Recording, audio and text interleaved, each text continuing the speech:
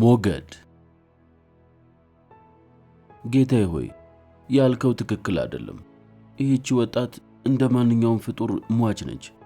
ነገር ግን በሕያው ፈጣሪ ረድኤት የኔ ግሌ ነች። ያንተን ፈቃድ መጠየቅ ባልቻልኩበት ወቅት ነው የኔ እንድትሆን የመረጥኳት። በዚህ ላይ አንተ በሕይወት ትኖራለህ ብዬ አላሰብኩም ነበር። ፈርዲናንድ። በድሮ ዘመን በአንድ ደሴት ውስጥ ሁለት ሰብአዊ ፍጡራን ብቻ ይኖሩ ነበር። እነርሱም አዛውንቱ ፕሮስፔሮና ሴት ልጁ ውቢቷ ሚራንዳ ነበሩ። ሚራንዳ ወደዚህ ደሴት ስትመጣ በጣም ሕፃን ከመሆኗ የተነሳ ከአባቷ ገጽና ቁመና በስተቀር የሌላ ሰብአዊ ፍጡር መልክ ማየቷን እንኳን ጨርሶ አይታወሳትም። አዛውንቱ ፕሮስፔሮና ወጣቷ ሚራንዳ በዚህ ደሴት ላይ ከቋጥኝ ከተፈለፈለ ዋሻ ውስጥ በሰላም ይኖራሉ። ዋሻው በርካታ ክፍሎች አሉት። ከዚያ መሃል አንድ ክፍል የአዛውንቱ ፕሮስፔሮ የጥናት ክፍል ነበር። በዚያ ክፍል ውስጥ ፕሮስፔሮ የምትሃት መጻሕፍት ዘወትር ያነባል። የምትሃት ጥበብ ለፕሮስፔሮ በጣም ስለጠቀመው ሁሌም ሥራዬ ብሎ ይከታተል ነበር። አዛውንቱ ፕሮስፔሮ ወደዚህ ደሴት ሊመጣ የቻለው ባልጠበቀው ልዩ አጋጣሚ ሲሆን ይህም በእርሱና በልጁ ሕይወት ውስጥ አስደንጋጭ ዱብዳ ነበር። ከፕሮስፔሮ በፊት በዚህ ደሴት ውስጥ አንዲት ሳይኮራክስ የምትባል ምትሃተኛ ባልቴት ትኖር ነበር። ይህች ባልቴት ሁሉንም ነገር በምትሃታዊ ኃይል ተብትባ ይዛ እያለ ከሞተች ከጥቂት ጊዜ በኋላ ነበር ፕሮስፔሮ ልጁ ሚራንዳ ወደ ደሴቱ ላይ የመጡት። ፕሮስፔሮም ባለው የምትሃት ጥበብ ለዚህች እኩይ ባልቴት አልታዘዝ ያሏትንና ያስቸገሯትን በትላልቅ ዛፎች ግንዶች መሃል አጣብቃ ያሰረቻቸውን ደጋግ መናፍስት ነፃ ካወጡ በኋላ ለፕሮስፔሮ ፍላጎትና ምኞት ሙሉ በሙሉ ታዛዥ ሆኑ። ከነዚህ መናፍስት መሃልም ዋነኛው ታዛዥ ኦሪኤል ይባል ነበር። ታዛዡ ኦሪኤል በተፈጥሮ ተንኮለኛ ባይሆንም አስቀያሚውን ፍጡር ካሊባባን ዘወትር ማሰቃየት እጅግ ያስደስተው ነበር። ኦሪኤል ካሊባንን ዘወትር የሚያሰቃይ ምክንያት የቀድሞ ጠላቱ የባልቴቱ ምትሃተኛ የሳይኮራክስ ልጅ በመሆኑ ቂም ይዞበት እንደሆነ ይታወቃል። ይህ ካሊባን የተባለውን አስቀያሚ ፍጡር ፕሮስፔሮ እጅግ ከደን ወደ መኖሪያ ቦታ ወሰደው። ንግግር አስተማረው። ካሊባን ከእናቱ ከሳይኮራክስ የወረሰው እኩይ ተፈጥሮ ተዋህዶት መልካምና ጠቃሚ ነገር እንዳይማር ባያግደው ኖሮ አዛውንቱ ፕሮስፔሮ እጅግ ባዘነለት ነበር። ስለሆነም ካሊባን እንደ ባሪያ እንጨት መፍለጥና በጣም አድካሚ ሥራዎችን ማከናወን ዕጣ ፈንታው ሆነ። ኦሪኤልም እኒህን ከባድ ሥራዎች የሚያሠራውና ለማንኛውም ነገር የሚያስገድደው ካሊባንን ነበር። ካሊባን ስንፍና ሲጫጫነውና ተግባሩንም ችላ ሲል ከፕሮስፔሮ በስተቀር ለማንም የማይታየው ምትሃታዊ ስውር ፍጡር ኦሪኤል ልዩ ልዩ ተንኮል ይሠራበታል። በቁንጥጫ ልምዝግ ያደርገዋል። አረንቋ ውስጥ ዘፍቆ ያንደባልለዋል። እንደ ጦጣ ይሆንና ምላሱን አስሬ እያወጣ ያሾፍበታል። ቅርጹን ከመቅጽበት ወደ ጃርትነት ይለውጥና ካሊባን በሚፈራው የጃርት ሾህ እግሩን እየወጋ ያሰቃየዋል። በእንደዚህ አይነት ልዩ ማናደጃ ድርጊቶች ኦሪኤል ካሊባንን ያሰቃየዋል። ኦሪኤል ካሊባንን ይበልጥ የሚያሰቃየው የፕሮስፔሮን ትዕዛዝና ተግባሩን ችላ በሚልበት ጊዜ ነው። አዛውንቱ ፕሮስፔሮ እኒህን ምትሃታዊ ኃይል ያላቸውን መናፍስት በቁጥጥር ስር በመዋል በእርሱ አማካኝነት ነፍሳትን የባሕር ማዕበል እንደ ልቡ ለማዘዝ ቻለ። በእርሱ ትእዛዝ መናፍስቱ ከባድ ማዕበል አስነሱ። በዚያ ከባድ ማዕበል የተመታ አንድ ትልቅ መርከብ ከፍተኛ ችግር ላይ መውደቁን ፕሮስፔሮ ለሚራንዳ በርቀት አመለከታት። በመርከቡም ውስጥ እንደነርሱ አይነት በርካታ ፍጡራን እንደሞላበት ገለጹለት። ሚራንዳም በአባቷ አነጋገር ተደናግጣ ውድ አባቴ ሆይ በአንተ ምትሃታዊ ጥበብ ኃይል ይህንን አስደንጋጭ ማዕበል ያስነሳህ ከሆንክ እባክህ ምሕረትህን አውርድላቸውና ከሐዘንና ሰቆቃ አላቃቸው። ተመልከት፣ መርከቡ ፍርስርሱ ሊወጣ ተቃርቧልና እባክህ አድናቸው እና ምስኪን ፍጡራን ሁሉም በአንድነት ሊወድሙ እኮ ነው። እንደውም እኔም እንዳንተ ምታት ኃይል ቢኖረኝ ኖሮ ያ መርከብ ከነ ፍጥራኑ ከሚወድም ይልቅ ባህሩን ከመሬት በታች አስቀምጬ ውስጡ ያሉትን ፍጡራን በሙሉ ከሞት አድናቸው ነበር አለች በሐዘን ልቧ ተነክቶ። ልጄ ሚራንዳ ሆይ ይህንን ያህል አትደነቂ፣ ሐዘንም አይግባሽ። በሰዎቹ ላይ ምንም ጉዳት አይደርስባቸውም። በአንድ ሰው ላይ እንኳ ጉዳት እንዳይደርስበት አስፈላጊውን ትእዛዝ ሰጥቻለሁ። ውዷ ልጄ ሆይ ይህን ሁሉ ያደረግኩትና ሰዎችን ከህልፈት ያዳንኳቸው ላንቺ ስል እንደሆነ ወቂልኝ። አንቺ ልጅ ማንነትሽንና ከየት እንደመጣሽን ማታውቂ ነሽ። እዚህ ዋሻ ውስጥ በድህነት ከመኖሬ በስተቀር ስለኔም የምታውቂው አይደለሽም። እንዲያው ለጨዋታ ያህል እዚህ ከመምጣትሽ በፊት ትዝ የሚልሽ ነገር አለ? በበኩሌ የምታስታውሽ አይመስለኝም። ለምን ቢሉ ያኔ ገና የ3 ዓመት ልጅ እንኳን አልነበርሽም አለ ፕሮስፔሮ። በእርግጥ የማስታውሰው ነገር አለ ሚራንዳ መለሰች። ለምሳሌ ምን? ቤት ወይስ ሰው ትዝ ይልሻል? በይ እንግዲህ ትዝ የሚልሽን አስታውሰሽ ንገሪኝ ልጄ ወዳጄ። ነገሩን ሳስበው ህልም አስታውሽ የምናገር ይመስለኛል፣ ወይም እንደ ህልሙ ልብ ይልብኛል። ቢሆንም አባቴ ሆይ ድሮ 4 እና 5 ሞግዚቶችና ተንከባካቢ የሆኑ ሴቶች አልነበሩኝም። ትክክል ነው። እንዲያውም ከ4 እና ከ5 ይበልጣሉ። ግን ይህ ትውስታ እንዴት እስከ ዛሬ በአእምሮሽ ጓዳ ሊኖር ቻለ? እንዴት ወደዚህ ስፍራ እንደመጣሽ ትውስ ይልሻል? ኧረ በጭራሽ። አሁን ከነገርኩ ሌላ ማስታውሰው ምንም የለም። መልካም። ይገርምሻል ልጄ ሚራንዳ፣ ከ12 ዓመት በፊት እኔ አባትሽ የሚላን መስፍን፣ አንቺም የዙፋኔ ወራሽና ብቸኛዋ የሚላን ልዕልት ነበርሽ። ታዲያ አንቶኒዮ የሚባል ታናሽ ወንድም ነበረኝ። ይህ አንቶኒዮ የተባለው ታናሽ ወንድሜን እጅግ ከማፍቀሬና ከማመኔ የተነሳ የግዛቴን ያስተዳደር ሥራ በሙሉ ለእርሱ በመተው እኔ ወደማፈቅረው ጥልቅ ምርምር ጥናትና ንባብ ውስጥ ጭልጥ ብዬ ገባሁ። ለዚያ ሐሰተኛ አጎትሽ ወይም ሐሰተኛ መሆኑን በተግባር አሳይቶኛል። ግዛቴንና ሀብቴን አደራ ሰጥቼው እኔ የዚችን ዓለም ከንቱነት በማሰብ የዘወትር ወዳጆቼን መጻሕፍትን አገላብጥ ጀመር። አእምሮዬን በሰው ልጆች ጥበብ ውጤት ለማሻሻልና ለማርካት ፊቴን ወደ ዕውቀት ዓለም መለስኩኝ። ወንድሜ አንቶኒዮ የኔን ሙሉ ሥልጣንና ሀብት እጁ ካስገባ በኋላ ራሱን መስፍን አድርጎ ይቆጣጠር ጀመር። በሕዝቡ ዘንድ ተወዳጅና ታዋቂ እንዲሆን በሰጠሁት ዕድል ተጠቅሞ በዚያ እኩይ ተፈጥሮ ውስጥ ሸራው ጠነጥን ገባ። የመስፍንነትን ክብር ማዕረጌን ነጥቆ የግዛት ሥልጣኔን ሊወስድብኝ ተነሳሳ። ይህን ሐሳቡን በተግባር ለመፈጸም ኃይለኛና ለእኔ ጠላቴ ከነበረው ከኔፐልስ ንጉሥ ጋር ተመሳጠረብኝ አለ አዛውንቱ ፕሮስፒሮስ በተሰባበረ ድምፅ። እሺ ታዲያ በዚያን ጊዜ ለምን ሳያጠፋን ቀረ? አለች ሚራንዳ። ልጄ ሚራንዳ፣ እኛን ለማጥፋት አልደፈሩም። ለምን ብትይ ሕዝቤ እጅግ በጣም እንደሚወደኝ ወንድሜ አንቶኒዮና ጠላቴ የኔፐልስ ንጉሥ ጠንቅቀው ያውቁ ነበር።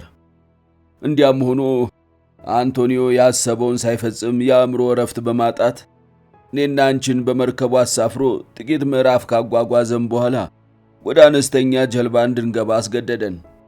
ጀልባይቱ ከባህር ማዕበል መከላከያ ሸራም ሆነ መቅዘፊያ አልነበራትም። የወንድሜ ዓላማም እኔና አንቺ ከምድረ ገጽ እንድንጠፋ ነበር። ሆኖም ጎንዛሎ የተባለ አንድ የኔ ባለሟል ደግና ለእኔም ጽኑ ፍቅር የነበረው መኮንን በድብቅ በቂ ስንቅና ውሃ ለጀልባይቱ መቅዘፊያ ከግዛቴ አምልጬ የምወዳቸውን መጽሐፎቼን በድብቅ ጀልባችን ላይ ያስቀምጥልናል አለ ፕሮስፔሮ በቆየ ትዝታ መንፈሱ ተወጥሮ። አባባዬ፣ በዚያን ጊዜ እኔ ሕፃን በመሆኔ ከባድ የሕይወት ፈተና ውስጥ ከትቼ ነበር ማለት ነው? በጭራሽ ምንም ፈተና አልደረሰብኝም። እንዲያውም በዚያ ቀውጢ ወቅት አጽናኛ አንቺው ብቻ ነበርሽ።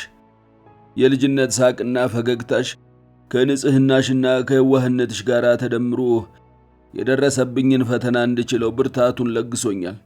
ወዳጄ ጎንዛሎን በድብቅ ጀልባችን ውስጥ ያኖረልን ምግብ እዚህ ደሴት ላይ እስከምንደርስ በጣም ጠቀመን።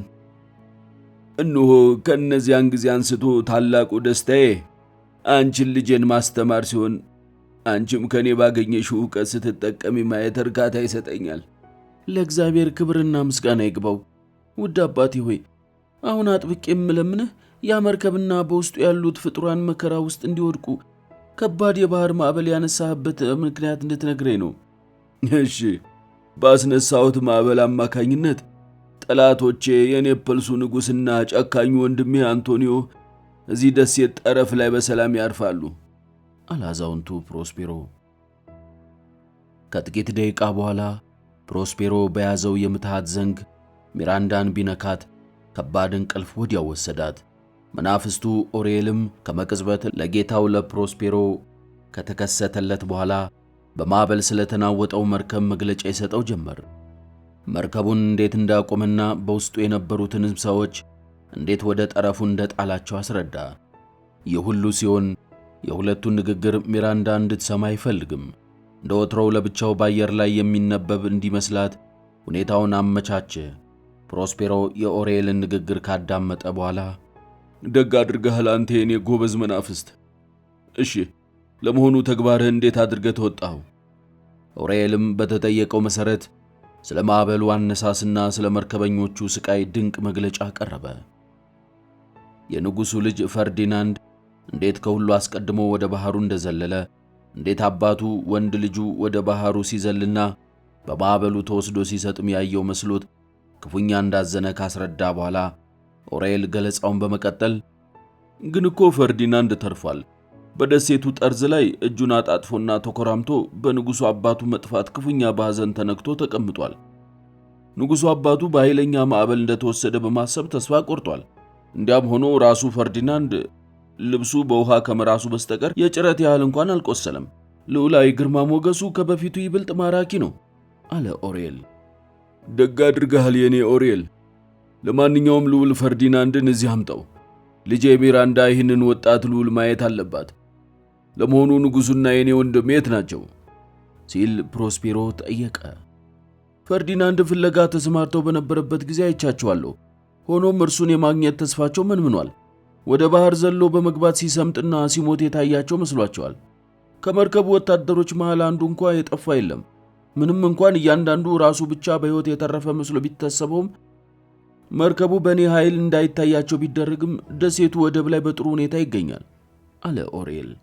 ኦሪኤል፣ ተግባርህንና ትእዛዜንም በሚገባ ተወጥተሃል። ግን እኮ ገና ብዙ ሥራ ይጠበቅብሃል። ከእንግዲህ ብዙ ሥራ አለ እንዴ? ለማንኛውም ጌታዬ አንድ ነገር ይፈቀድልኝ። ይኸውና በነፃ ሊለቁኝ ቃል ገብተውልኝ የነበረውን እንዳይዘነጉት ነው። በበኩሌ ጠቃሚ አገልግሎት አበርክቻለሁ። ዋሽቼም ሆነ ተሳስቼ አላውቅም። ያላንዳች ቂም ወይም ማማረር እንዳገለገልኩሎት በጥሞና እንዲያስታውሱ ብቻ ማጠኖታለሁ አለ ኦሪኤል። ምን ነካ ኦሪኤል? ከዚያ ስቃይ ነፃ እንዳወጣሁህ የምታስታውሰው አልሆንክም? ያቺ እኩይ ጠንቋይ ሳይኮራኩስ ያሳደረችብህን እጥፍ ድርብ በደል ረሳኸው እንዴ? ለመሆኑ የት ነው የትውልድ ሀገሯ? እውነቱን ንገረኝ ኦሪኤል። የእርሷማ ጌታዬ አልጀርስ ነው። ኦ ለካንስ እዚያ ነውና። ይልቅስ ያኔ አንተ ምን እንደነበርክ እስኪ ልንገርህ። መቼም የነበርክበት እንደማታስታውሰው ገብቶኛል። ያቺ ሳይኮራስ የተባለች እርኩስ ጠንቋይ በተለመደው እርኩስ ጥንቆላዋ ካልጀርስ ከተባረረች በኋላ እዚህ ደሴት ላይ መርከበኞች ይጥሏታል። አንተም ትሁት መናፍስት ብቻ ሳትሆን እርኩስ ትእዛዟንም በቀላሉ ልትፈጽምላት የምትችል መሆንህን ስትረዳ እንዳታመልጣት ከግንድ ጣብቂያ መሃል አስገብታ ለብዙ ጊዜ ስትጮህ ከኖርክበት ፍዳ ነበር ነፃ ያወጣሁህ። ውድ ጌታዬ ሆይ ይቅርታ ያርጉልኝ አለ ኦሪኤል። ጌታው ፕሮስፔሮ የዋለለትን ታላቅ ውለታ በመርሳት ምስጋና ቢስ በመሆኑ ሀፍረት እየተሰማው፣ አዎ ይቅርታ ጌታዬ፣ ትእዛዞን በሙሉ ሳላወላውል እፈጽማለሁ። መልካም፣ ትእዛዜን ሁሉ ፈጽም። ከዚያ በኋላ እኔም በነፃ ለቅሃለሁ አለና ፕሮስፔሮ አሁን ማድረግ ያለበትን አበይት ጉዳዮች ተራ በተራ በመግለጽ ኦሪኤል እንዲፈጽማቸው ብርቱ ትእዛዝ ይሰጠዋል። ኦሪኤልም የፕሮስፔሮን ትእዛዝ ተቀብሎ ለግዳጅ ይሰማራል። በመጀመሪያ ፈርዲናንድን ትቶ ወደ መጣበት ስፍራ ያመራል። ፈርዲናንድም በሐዘን ጭብጥ ኩርምት ብሎ ሳር ላይ ተቀምጦ ያገኘዋል። ፈርዲናንድን እንዳየም አንተ ጉብል፣ አሁኑኑ ከዚህ ስፍራ ወስደሃለሁ። እመቤት ሚራንዳ ዘንድ ትሄዳለህ። እርሷም ያንተ ሸጋ ቁመና የማየት ዕድል ያጋጥማታል። በል እንግዲህ ተከተለኝ። አለና ኦሬል በሚከተለው ግጥም የታጀበ ጣዕመ ዜማ ያንቆራቁር ጀመር። ብዙ ክንድ ጠልቆ ያንተ አባት ተኝቷል፣ የባህር ዛጎልም ካጥንቱ ተሰርቷል። እነዚያ ሌሎችም አይኖቹ ነበሩ፣ አካሉ ሲሟሽሽ ደምቀው የሚያበሩ። የሰራ አካላቱ አንድ እንኳ ሳይቀር፣ ይሄው ተለወጠ ወደ ውብ አገር፣ ይሄው ተለወጠ ወደ ውብ ነገር። የባህሩ መንፈስ መርዶ ያሰማል፣ ስማ እኔም ሰማሁ ዲንግ ዲንግ ሲል። ይህ የኦሬል ውብ ዜማ ጠፍቶ የቆየውን አባቱን በሕይወት መኖር የሚያበስር ልዩ ዜና ሆኖ አእምሮውን ካስጨነቀው ከንቱ ሐሳብ ለጊዜው ገላገለው። የፈርዲናንድ በኦሬል ዜማ ተደንቆ ፕሮስፔሮና ልጁ ሚራንዳ ወደ ነበሩበት ስፍራ እስከሚደርስ ድረስ ኦሬልን ተከተለ። ፕሮስፔሮና ሚራንዳም ከአንድ ትልቅ ዛፍ ጥላ ስር ተቀምጠዋል። ሚራንዳ ከአባቷ በስተቀር አንድም ሰብአዊ ፍጡር በተለይም ወንድ አታውቅም ነበር። ልጄ ሚራንዳ አሻግረሽ የምታየው ምንድን ነው? አለ አዛውንቱ ፕሮስፔሮ በልጁ አመለካከት ተገርሞ። አባቴ ሆይ ያ የሚታየው ነገር በእርግጥ መንፈስ መሆን አለበት። አባቴ ምን ይመስልሃል? እመነኝ አባቴ፣ መቼም ግሩምና ድንቅ ፍጥረት ነው። አንተስ መንፈስ አይደለም ትላለህ? መንፈስ አይደለም። ልክ እንደኔና እንዳንቺ ይበላል፣ ይጠጣል፣ ይተኛል፣ ይነሳል። እንደኛም የስሜት ሕዋሳት አሉት። ይህ አሁን የምታየው ወጣት በማዕበል ከተመታው መርከብ ውስጥ ነበር። በሐዘን ምክንያት ጥቂት ባይጎሳቆል ኖሮ በጣም መልከኛ ነው ልትዩ ትቺ ነበር። ጓደኞቹን በማዕበሉ ምክንያት በማጣቱ እነሆ እነርሱን ፍለጋ በመንከራተት ላይ ይገኛል አለ ፕሮስፔሮ። ሚራንዳም ሰዎች ሁሉ ልክ እንደ አባቷ ኮስታራ ፊት፣ ሽበት የወረራቸው ሪዝ ያላቸው ይመስላት ነበርና ያን መልከ መልካም ወጣት ልዑል ባየችው ጊዜ ልቧ በሐሴት ከበሮ ይደልቅ ጀመር። ልዑል ፈርዲናንድም በበኩሉ ያችን የመሰለች ውብ እመቤት በዚያ ምድረ በዳ ደሴት በማየቱ ደስታ ቢሰማውም በሰማው እንግዳና ልዩ ድምፅ እጅጉን ተገረመ። ይልቁንም ይህ ምድረ በዳ ደሴት የአማልክት መከማቻ ሲሆን ሚራንዳም የደሴቱ ዋነኛ ሴት አማልክት እንደሆነች አድርጎም ገመተ። ቀረብ ብሎም በአክብሮትና በአድናቆት እጅ ነስቶ አነጋገራት። ሚራንዳም በበኩሏ የደሴቱ አማልክት እንዳይደለችና እንዲያውም ተራ ሴት መሆኗን በትህትና ገልጻ የሕይወት ታሪኳን ልተርክለት ስትዘጋጅ አባቷ ድንገት ያቋርጣታል። አባቷ ድንገት ቢያቋርጣትም ሁለቱ ወጣቶች እርስ በርስ መወዳደሳቸው ግን በጣም አስደስቶታል። ሁለቱ ወጣቶችም በመጀመሪያ እይታቸው ወቅት እርሷ በርሱ እርሱም በርሷ ፍቅር መጠመዳቸውን ፕሮስፔሮ ተረዳ። ሆኖም የፈርዲናንድን ትህትና ለማወቅ ፈልጎ በሁለቱ መሃል ችግር ሊፈጥር ወሰነ። አዛውንቱ ፕሮስፔሮ ወደ ወጣቱ ልዑል ተራመደና ኮስተር ብሎ ያናግረው ጀመር። ልዑሉ ወደ ደሴቱ የመጣው እንደ ሰላይ ሆኖ ደሴቱንም ሊቀማ መሆኑን በቁጣ ከገለጸ በኋላ ለማንኛውም ተከተለኝ፣ እጅና እግርህን ጠፍሬ አስራለሁ። ጨዋማውም የባህር ውሃ ትጋታለህ። ጠንካራ አካል ያለው አሳ፣ የደረቅ ሥራ ስሮች፣ የእንጨት ቅርፊት ምግብህ ይሆናሉ አለ አዛውንቱ በኃይለ ቃል። አይሞከርም። እንዲህ አይነቱን ድፍረትና ድርጊት ኃያል ጠላት እስኪያጋጥመኝ ድረስ በወኔ እቋቋመዋለሁ እንጂ ከቶውንም ቢሆን አላደርገውም አለና ፈርዲናንድ በደም ፍላት ሻሞላውን ከመቅጽበት መዘዘ። ፕሮስፔሮም ከመቅጽበት ምትሃታዊ ዘንጉን አወዛወዘና ፈርዲናንድ ከነበረበት ቦታ እንደ እንጨት ተገትሮ እንዲቆም በማድረግ ከምንም አይነት እንቅስቃሴ ገታው። በተፈጠረው ሁኔታ የተደናገጠችው ሚራንዳ አባቷ ላይ ጥምጥም አለች። አባቴ ሆይ ለምን እንዲህ ትጨክናለህ? እባክህ ምሕረት አድርግለት፣ እኔ ዋሰዋለሁ። ከእርሱ ጋር ሁለት ሰብአዊ ፍጡር ማየቴ ነው። በበኩሌ እውነተኛ ሰው ይመስለኛል አለች ሚራንዳ አባቷን በመማጸን። ዝም በይ፣ ከእንግዲህ አንድ ቃል ብተነፍሺ ንዴቴ እንደሚባባስ ማወቅ አለብሽ። አንቺ ልጅ ረፊ ነው የምልሽ። ለመሆኑ ለአንድ አጭበርባሪ ጥብቅና መቆም ይገባሻል? በአንቺ ቤት በዓለም ላይ ከእርሱና ከካኒባል የበለጠ መልካም ሰዎች እንደሌሉ አድርገሽ ገምተሻል። እውነቱን ልንገርሽና ይህ ሰው ከካኒባል እንደሚሻል ሁሉ ከእርሱም የበለጡ አያሌ ሰዎች እንዳሉ ወቂ። የሞይ ልጃገረዶች ባህሪ ሊታይብሽ አይገባም በማለት አባቷ የሚራንዳን ትህትናና ታዛዥነት ለመገመት ተናገረ። አባቴ ሆይ እንዲህ አይነት ማራኪ ሰው አይቼ ባለማወቄ አፍቅሮቴ ሁሉ ከትህትና የመነጨ መሆኑን ወቅልኝ አለች ሚራንዳ ትህትናዋን በሚያመለክት አነጋገር። አንተ ወጣት በል አሁን ተከተለኝ። የኔን ትእዛዝ ለመጣስ ምንም ኃይልና ስልጣን የለህም አለ አዛውንቱ ፕሮስፔሮ በቁጣ።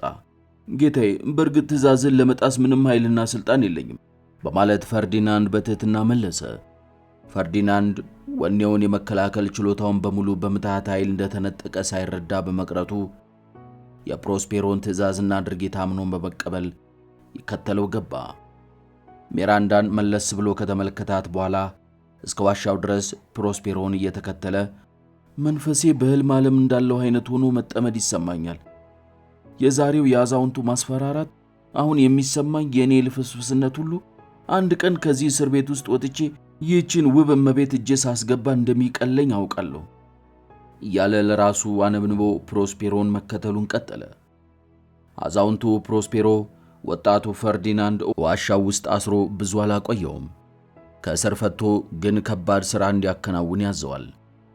ይህንንም ከባድ ትእዛዝ ልጁ ሚራንዳ እንድታውቅና እንድትከታተል አድርጎ እርሱ ግን ወደ ንባቡና ምርምር ክፍሉ የሄደ በማስመሰል የሁለቱን ወጣቶች ሁኔታ በስውር ይከታተል ጀመር። ፕሮስፔሮ ወጣቱን ልዑል ያዘዘው ከባድ ግንዲላዎችን ተሸክሞ በአንድ ስፍራ ላይ እንዲቆልል ነበር። የነገሥታት ልጆች ወይንም ልዑላን እንዲህ አይነቱን ከባድ ሥራ እምብዛም አያውቁትም ነበር። ስለሆነም ፍቅረኛዋ ከድካም የተነሳ ሊሞት የደረሰ መስሏት ሚራንዳ አዘነች፣ ደነገጠች። ስሜቷን መቆጣጠር ተሳናት። እንዴ ምን በወጣ ተው፣ እንዲህ አትድከም። አባቴ እንደሆነ በአሁኑ ሰዓት ምርምሩንና ጥናቱን ተያይዞታል። ለ3 ሰዓት ያህል በጥናቱ ስለሚጠመድ እስከዚያው ባክን እረፍት አድርግ፣ በጣም ደከመህ እኮ አለች በሐዘኔታ ድምፅ።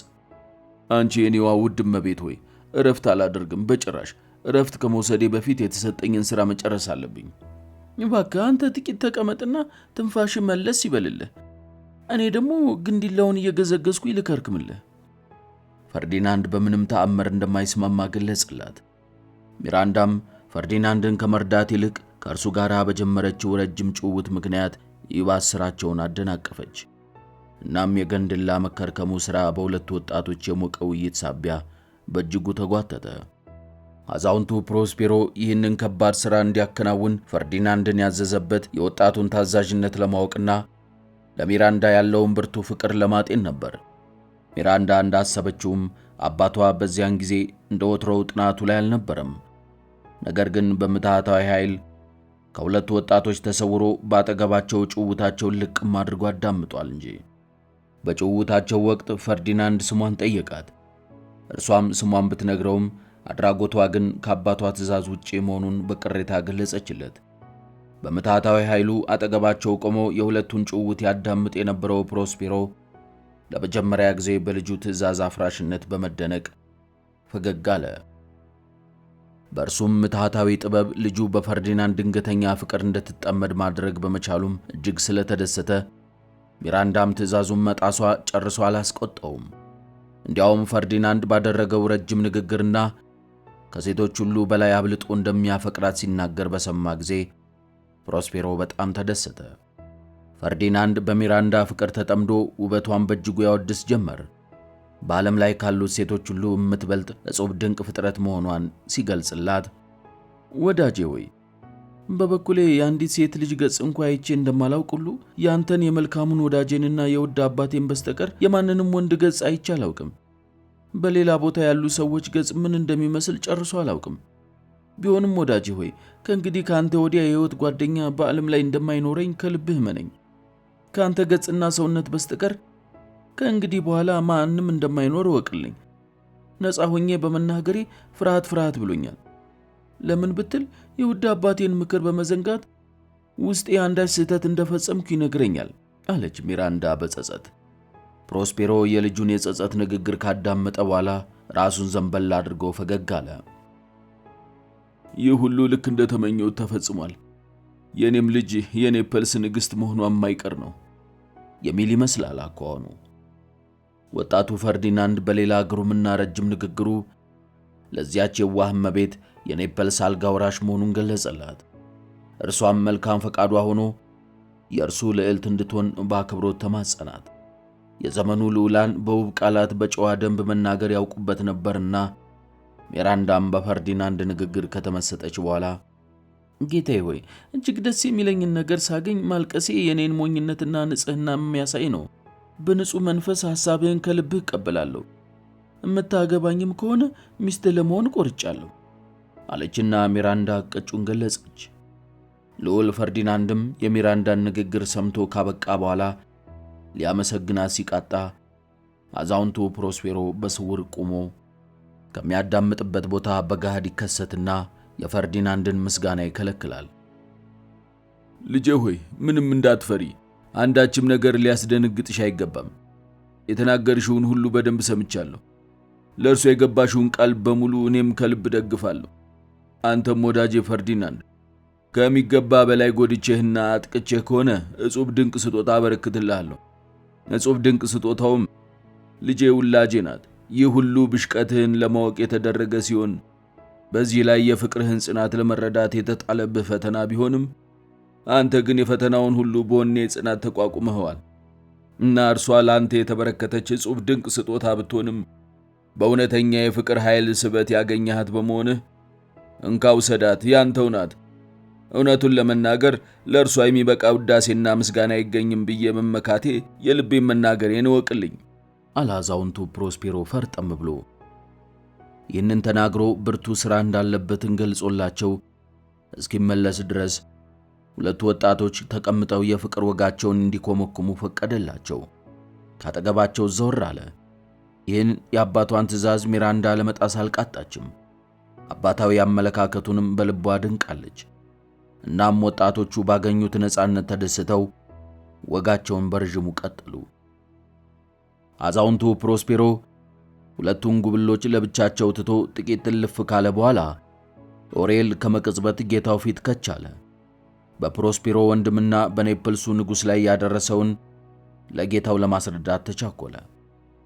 ማዕበል ከመታት መርከብ ላይ የነበሩትን ወታደሮች የፕሮስፔሮ ወንድምና የኔፕልሱ ንጉሥ ሁሉም በፍርሃት ርደው እንዲያውም አቅላቸውን ስተው እንዲበረከረኩ ያደረገው እርሱ ራሱ የፈጠረው እንግዳና አስደንጋጭ ነገሮች ካዩና ከሰሙ በኋላ እንደሆነ ኦሬል ለፕሮስፔሮ ያስረዳል። በመርከቢቱ ላይ የነበሩት ሁሉ ከወዲያ ወዲህ ተንገላተውና የረሃብ አለንጋ መጠበሳቸውን ኦሬል ባወቀ ጊዜ እጅግ ጣፋጭና አጓጊ ምግብ ድንገት አፋቸው ላይ ያደርግላቸዋል። ሁሉም ያንን ጣፋጭ ምግብ ለመብላት ሲቋምጡ ኦሬል እንደ አንድ ስግብግብ ጭራቅ ሆኖ አክናፎቹን ዘርግቶ እላያቸው ላይ ሲያንዣብብ ያ ሁሉ ምግብ ከፊታቸው ይሰወራል። በዚህ ብቻ አላበቃም።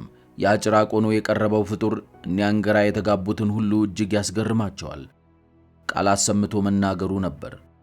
በተለይ የፕሮስፔሮ ወንድምና የኔፕልሱ ንጉሥ ተባብረው እንዴት ፕሮስፔሮን ከዙፋኑ በጭካኔ እንዳባረሩት ሕፃን ልጁን ሚራንዳንም ጭምር ወደ ባህር በጀልባ ሰደው ከምድር ገጽ ለማጥፋት የፈጸሙትን ጭካኔ የተሞላበት እኩይ ድርጊታቸውን ገልጦ ይነግራቸዋል። በእኩይ ድርጊታቸው ምክንያት እነሆ የፍዳና መከራ ሊደርስባቸው እንደቻለ ያስረዳቸዋል። የኔፕልሱ ንጉሥና አንቶኒዮ የፕሮስፔሮ ወንድም በሰሩት እኩይ ድርጊት በእጅጉ ይጸጸታሉ። በፕሮስፔሮ ላይ በፈጸሙት ሕገወጥ ድርጊታቸውም ንስሐ ይገባሉ፣ ጥፋታቸውን ይናዘዛሉ። ይህ ሁሉ ኦሬል ለጌታው በዝርዝር ያስረዳል። ንስሐ መግባታቸው ከልብ እንደሆነ በማመኑ እርሱ ራሱም መንፈሱ ነው እንዳዘነላቸው ለጌታው በትህትና ይገልጻል። እንዲህ ከሆነ እንግዲያውስ እኔ ዘንድ አምጣቸው። አንተ መንፈስ የሆንከው ፍጡር እንኳ በመጎሳቆላቸው የምታዝን ከሆነ እኔ እንደነርሱ ሰብአዊ ፍጡር የሆንኩኝ ለመሰሎቼ የማራራበት ምክንያት ይኖራል ብለህ ነው?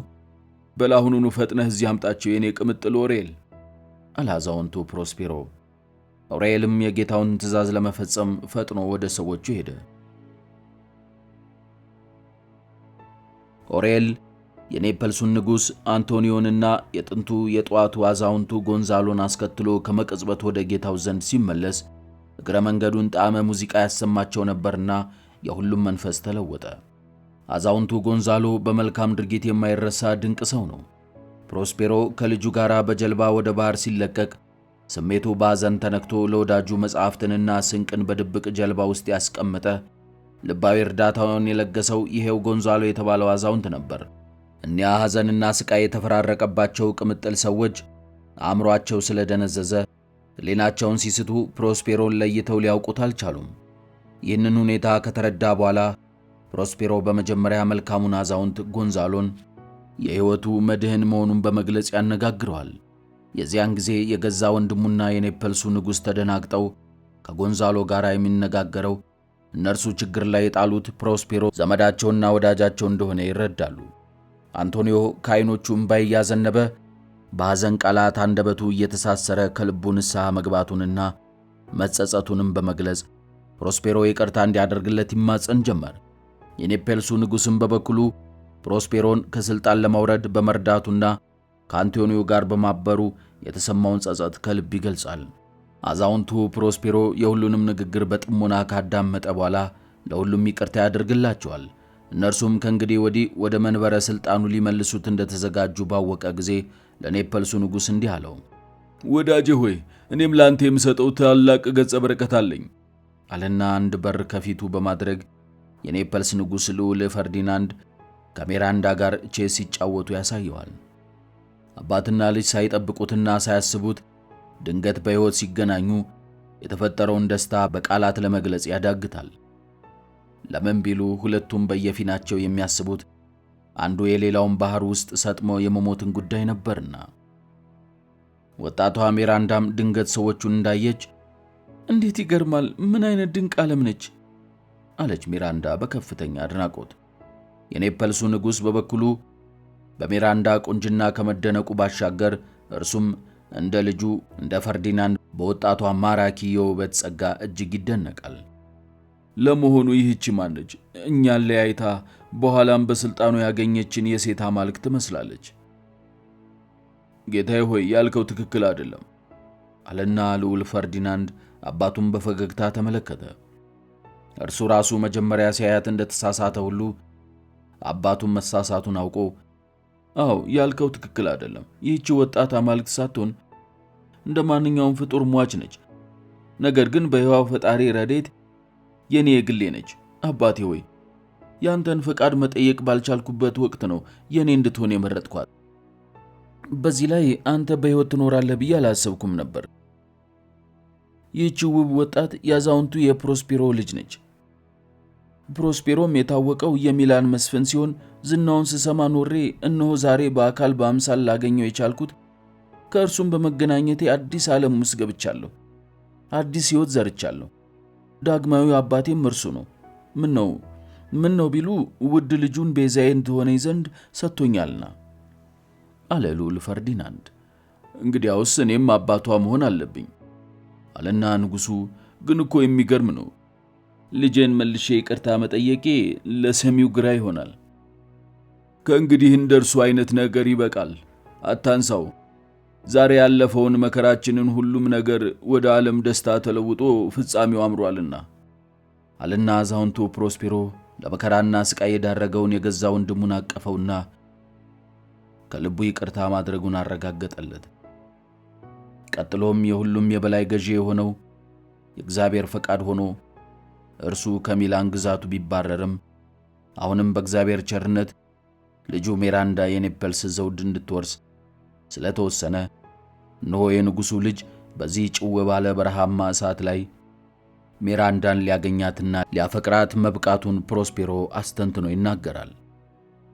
እኒህ አንቶኒዮን ለማጽናናት ከፕሮስፔሮ አንደበት የፈለቁት መልካም ቃላት ይባሱኑ ኀፍረትና ጸጸት ውስጥ ስለከተቱት ከማልቀስ በስተቀር ቃል መተንፈስ ተሳነው። መልካሙ አዛውንት ጎንዛሎም ይህንን በደስታ የደመቀ የቤተሰብ ግንኙነትና እርቀ ሰላም ባየ ጊዜ በእንባ ፊቱ ይርሳል። የሁለቱም ወጣቶች ግንኙነት የተባረከ እንዲሆን ለፈጣሪው ጸሎት ያደርሳል። ፕሮስፔሮም በበኩሉ መርከበኞቻቸውም በሰላም ወደቡ ላይ እንደሚገኙ ነግሯቸው እርሱና ልጁ ሚራንዳም በማግስቱ ከእነርሱ ጋር ወደ ትውልድ አገራቸው እንደሚሄዱ ይገልጽላቸዋል። እስከዚያው ድረስ አለ ድምፁን አጉልቶና ገጹን አፍክቶ፣ እስከዚያው ድረስ በዚህ አነስተኛ ዋሻችን ውስጥ የተዘጋጀውን ቀማምሳችሁ ራሳችሁን አዝናኑ። ምሽቱን የምታሳልፉት ደግሞ ይህንን በረሃማ ደሴት ከረገጥኩበት ዕለት አንስቶ ያለውን የሕይወት ታሪክ ስተርክላችሁ እናንተም በትረካዬ ትደሰታላችሁ አለና አዛውንቱ ፕሮስፔሮ ካሊባባን ጠርቶ ምግብ እንዲያበስልና ዋሻውንም ለእንግዳ መቀበያ እንዲሆን ሥርዓት እንዲያስይዘው ያዘዋል። እንግዶቹ ሁሉ በካኒባል ልዩ ተፈጥሮና አስቀያሚ ቅርጽ እጅግ ተገረሙ። በዚህ ደሴት ላይ ብቸኛ አገልጋዩና ጠበቃው ካኒባል እንደሆነ ፕሮስፔሮ ለእንግዶቹ ይነግራቸዋል። በማግስቱ ፕሮስፔሮ ደሴቱን ትቶ ከመሄዱ በፊት ኦሬልን ነፃ ይለቀዋል። ያ ድንቅና ትንሽ መናፍስት ነፃ በመለቀቁ በጣም ይደሰታል። ኦሬል ምንም እንኳን ለጌታው ታማኝ አሽከር ቢሆንም ነፃ መለቀቁን ለረጅም ዓመታት ይመኘው ነበርና እነሆ ፍንድቅድቁ ወጣ። ከእንግዲህ ማንም ሳያግደው እንደ ወፍ በየአየሩ ላይ ሊበር፣ በለመለሙ ዛፎች ጥላ ስር ሊሮጥ፣ በአስደሳች የዱር ፍራፍሬዎችና መዓዛቸው በሚያውድ አበቦች ዙሪያ ሲያንዣብብ ነፃነቱን የተመኘው እንደ ልቡ ሊሆን ነበርና ሐሳቡ ተሟላለት፣ ምኞቱ ሰመረ። አዛውንቱ ፕሮስፔሮ ኦሬልን ነፃ ሲለቀው አንተ የኔ አስደሳች ኦሬል፣ ከአንተ በመለየቴ በእጅጉ ባዝንም፣ አንተ ግን ነፃነትህን መጎናጸፍ አለብህ አለው በቅሬታ። ውድ ጌታዬ ሆይ፣ ነፃ ስለለቀከኝ ምስጋና ይገባል። ነገር ግን መርከብህ ወደ አገርህ ሲያመራ በሳቅና ጨዋታ አጅቤህ በጥሩ ነፋስ ጉዞህን እንዳሳምረው ፍቀድልኝ። እኔን ታማኝ ረዳትህን በመልካም ሁኔታ ስላሰናበትከኝ ለደስታዬ ወሰን የለውም እና ጌታዬ ሆይ፣ ከዚያ በኋላ ነፃ ስለለቀከኝ አቤት ደስታና ፈንጠዝያዬ አለና ኦሬል ይህንን ግሩም ዜማ ያንቆረቆረው ጀመር። ንቦች ከሚቀስሙት እኔም እቀስማለሁ፣ በአበቦች ጥላ ስር ጋደም እለዋለሁ፣ ጉጉቶች ሲጮኹ በሌሊት ወፍ ጀርባ ጉብ ብዬ በራለሁ፣ ከበጋው ደስታ ቀጥዬ እሰይ እሰይ ብዬ በአበቦች ጥላ ስር ሁሌ ተጠልዬ እያለ አዜመ። አዛውንቱ ፕሮስፔሮ እኒያን የአስማት መጻሕፍቱንና የአስማት የብረት ዘንጉን ጥልቅ ጉድጓድ ውስጥ ቀበራቸው። ዳግመኛ በአስማት ጥበቡ ላለመጠቀም በመወሰኑ ነበር መጻሕፍቱንና የብረት ዘንጉን መሬት ውስጥ የቀበራቸው። አዛውንቱ ፕሮስፔሮ በልዩ ጥበቡ ጠላቶቹን ከተቋቋመ ከወንድሙና ከኔፐልስ ንጉሡ ጋር ከታረቀ በኋላ ይህንን ታላቅ ደስታ ፈጽሞ የሚያደርግለት መልካም ነገሮች ሁሉ በተራ ፊቱ ተደቀኑበት። እነርሱም በመጀመሪያ ወደ ትውልድ አገሩ መመለሱ፣ ሁለተኛ የመሳፍንት መንበሩን ሥልጣኑን እጁ ማስገባቱ፣ ሦስተኛ የልጁ የሚራንዳና የልዑል ፈርዲናንድን ጋብቻ ለማየት መጓጓቱ ነበር።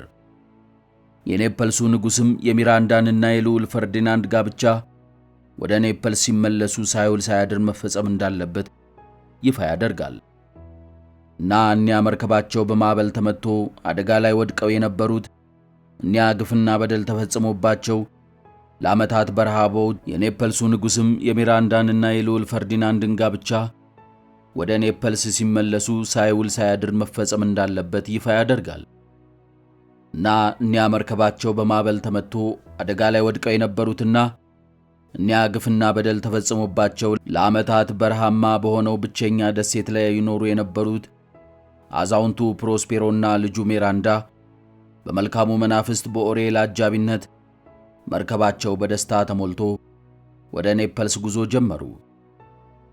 በጥቂት ቀናት ሁሉም ነገር ሰምሮ አምሮና ደምቆ የፕሮስፔሮ ምኞትም ፍላጎቱ ተሟልቶለት በዓለምና በደስታ መኖር ተጀመረ።